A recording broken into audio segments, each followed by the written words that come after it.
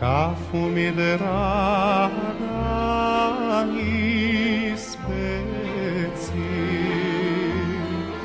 Kafa kao napitak je nezaobilazni sastojak svakodnevnice čoveka skoro 5 vekova.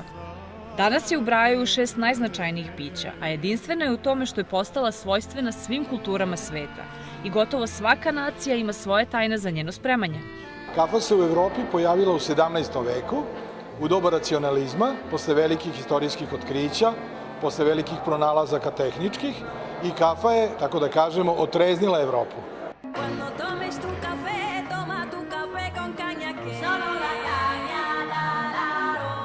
Omiljeno mesto za konzumiranje ovog fenomena bile su kafane, pa je tako prva u Beogradu, ali i u Evropi 1522. godine bila pravo mesto za ljubitelje kafe.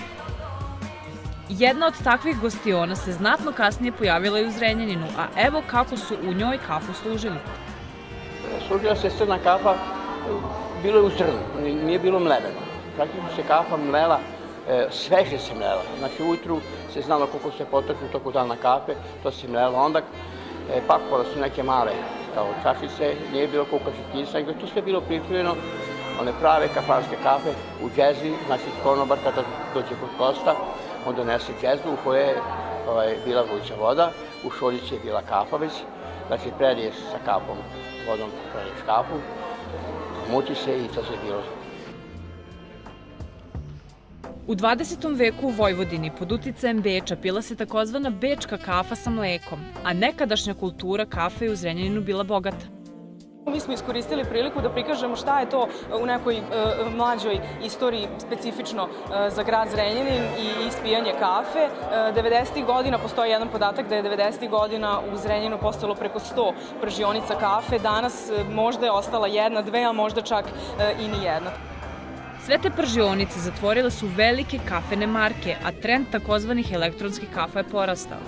U kojoj od mnogih fela ovog napitka uživaju Zrenjaninci? Za espresso. Tursku.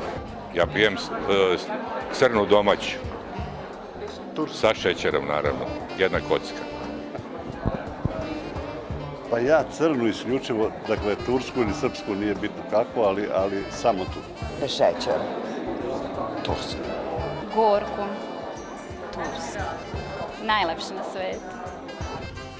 Slatka ili gorka, prva jutarnja ili sikteruša. Kafa je danas ritual u kojem svako od nas uživa na sebi svojstven način. Koji je vaš? Nataša Ivančev, Prva televizija.